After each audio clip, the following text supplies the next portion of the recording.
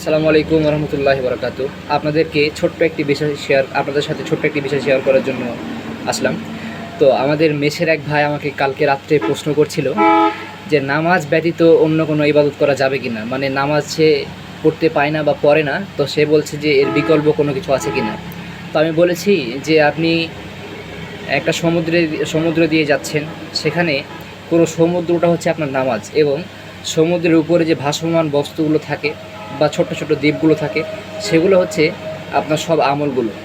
তো এখন কথা হচ্ছে যে ব্যক্তি এক ওয়াক্ত নামাজ ত্যাগ করবে বা নামাজ পড়বে না, নামাজ ছেড়ে দেবে নিজ ইচ্ছায়, সে কিন্তু কাফের হয়ে গেল, সে মুসলিমই থাকলো না।